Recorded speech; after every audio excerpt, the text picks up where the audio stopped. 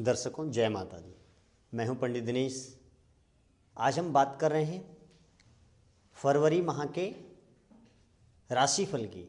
जो आपका फरवरी का महीना है वो किस प्रकार से रहने वाला है, आपके जीवन में क्या क्या उतार चढ़ाव आने वाले हैं, इन सब विषय पर हम बात करेंगे। दर्शकों, इस समय बुध और शुक्र आपके 8 फरवरी के बाद से क्या युति बना लेंगे अधिकतर सभी राशियों में।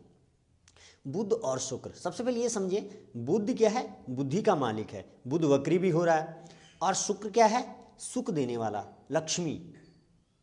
आपका पत्नी से संबंध कैसे रहेंगे? पत्नी जो अर्धांगिनी, जो आधा अंग हमारा होता है वो है। दूसरी बात है, शुक्र का मतलब है कि दैत्यों के गुरु क्या थे? शुक्र थे, शुक्राचार्य। इसका अर्थ, इसका जो हम निष्कर्ष निकालेंगे, बोलने का अभिप्राय यहाँ पर ये है कि शुक्र, बुद्धि, आपकी बुद्धि का पूर्ण रूप से जो अधिपत्य है वो बुध का रहता है बुद्धि पर। और शुक्र का मैंने कहा तो शुक्र पत्नी से संबंध है। बुद्धि आपकी क्या है? शुक्राचार्य क्या थे? शुक्राचार्य जी ने राक्षसों को बहुत समझाया, ये कार्य मत करो, इस कार्य को करने से तुम्हें हानि होगी, किंतु वो नहीं माने और उनका परिणाम क्या हुआ? गलत हुआ। अर्थात यहां पर बुध वक्री हो गए हैं। शुक्र क्या है? पत्नी से आपका क्या संबंध रहेगा? तो इस समय आप पत्नी की जब सलाह लेते हैं तो पत्नी पर इस समय विशेष करके यह जो फलादेश है वो आपके पत्नी से संबंध अवश्य रखेगा। सबसे पहले हम बात करते हैं मेष राशि की।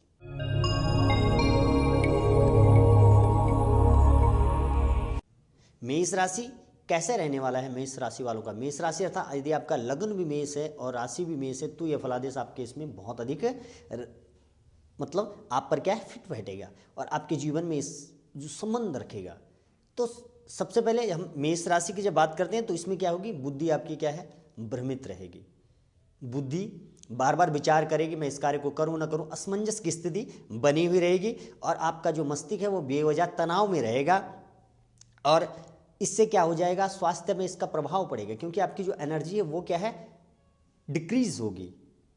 कैसे? क्योंकि आप सोचने से हमारी एनर्जी का हरासमेंट होता है, जिससे हमारी जो एनर्जी, जो वास्तविक हमारी शक्ति हमारे कार्य में न लग करके गलत कार्यों में खर्च हो जाती है। इसलिए आपको दिमाग को क्या रखना है? स्थिर रखना है और उस पर अधिक विचारों का जो विचार हैं उनको क्या है? बहुत अधिक दिमाग में नहीं लाना है। और धैर्य का आपने क्या है? पूर्ण रूप से धैर्य के साथ आपने कार्य करना है। एक सबसे बड़ी बात है कि पत्नी का जो सहयोग है आपके भाग्य में बहुत अधिक सहयोग प्रदान होगा। यदि आप पत्नी का साथ लेते हैं, पत्नी का सम्मान करते हैं, पत्नी से बहुत अच्छा व्यवहार रखते हैं, पत्नी को खुश रखते हैं, तो आपका भाग्य क्या होगा? भाग्य में वृद्धि होगी और भाग्य के बल से आप बहुत कुछ इस समय प्राप्त कर सकते हैं। और वाहन आदि आप क्या है? सावधानी पूर्वक आप चलाएं।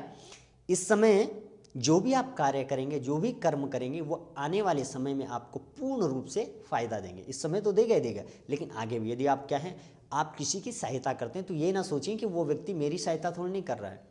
कई लोग क्या होते हैं, जिनकी लड़की, हमारे यहाँ एक सिस्टम होता है कि जब शादी होती है तो जिसकी कन्याएं होती है वो क्या करता है? दान देता है, क्योंकि उसकी कन्या को भी वापस रिटर्न करेंगे। और जिसका बालक होता है वो नहीं देता है, क्योंकि वो कहता है मेरी कन्या है नहीं, इसलिए मैं दान दूंगा तो मुझे रिटर्न नहीं होगा। तो बोलने का अर्थ है कि आप ये ना सोचें कि उससे स्वार्थ का भाव ना रखें। आप जो भी कर्म करेंगे उसका फल आपको इस समय भी और आने वाले समय में पूर्ण रूप से प्राप्त होगा। इसलिए दर्शकों, आपने क्या करना है? जो आपका यह महीना जो है फरवरी मास, यह बहुत अच्छा आपका जाए, धन की वृद्धि हो, आपके व्यवसाय में वृद्धि हो। यदि आपकी नौकरी है उसमें आपको पदोन्नति नहीं मिलती है तो वो कैसे प्राप्त हो? इसके लिए आपने क्या करना है? गुरु मंत्र का आप जाप करें अवश्य। गुरु मंत्र, गुरुर् ब्रह्मा गुरुर् विष्णु गुरुर्देवो महेश्वर गुरुर् साक्षात परब्रह्म तस्मै श्री गुरुवे नमः। गुरु का स्थान किसी शरीरधारी को आप गुरु न माने, परमात्मा ब्रह्मा विष्णु महेश साक्षात ये सदगुरु हैं, इनका आप क्या करें? मंत्र का जाप करें, इनका समय स्मरण करें। गुरु मंत्र, यदि आपने गुरु दीक्षा ली है तो गुरु मंत्र का आप क्या करें? जाप करें। और शहद से क्या है? भगवान शंकर का यदि आप अभिषेक कर सकते हैं तो आपको बहुत अधिक लाभ प्राप्त होगा।